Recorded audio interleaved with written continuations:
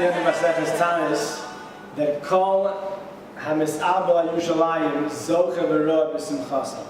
That whoever mourns Yerushalayim merits and rejoices, Zocha V'Roh merits and sees its rejoicing. The lashon of the Gemara is a little bit difficult. I would have thought the Gemara would say that whoever mourns Yerushalayim will merit to see the rejoicing of Yerushalayim. That's not what it says. It says that whoever mourns Yerushalayim merits now. Zocha is in present tense. Merits and sees the Simcha of Yerushalayim. What Simcha of Yerushalayim can there be while a person is mourning Yerushalayim? How are we to understand this Gemara, which seems to indicate that as you mourn Yerushalayim, you see a little bit of the Simcha? What does that mean? So one possible suggestion is as follows. I'll give an introduction with the following story that Rav Yisrael Meir Lau, the former chief rabbi of Israel, writes in his book. He writes the following. He was one of the youngest survivors of the camps, and they had, after the war, some sort of a camp for people to recover, specifically youngsters under the age of 18, 19 years old. And they brought them all to this beautiful place with grass and food, sponsored by the Jewish communities of Western Europe. And these people started to begin to put the pieces back together in their wrecked lives. So one day they announced that there's going to be a whole ceremony with some of the big shots of the establishment of Western European Jewry, the people who were really sponsoring this whole camp. And they were going to come and speak to the residents. And the guys in the camp said, "We're not interested. We're not going." They harbored a lot of resentment towards the establishment, which they held could have done more to save their communities, to save their own families. Almost everybody in this camp had lost their parents, had lost their close relatives, and they were not interested in going.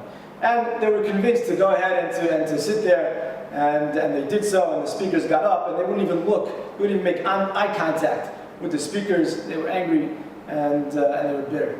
Finally, a particular man got up, and this was a man who himself his family had also been caught in Eastern Europe, and he himself had lost his close family members. And he started to speak to them, and he said to them, I also lost my family.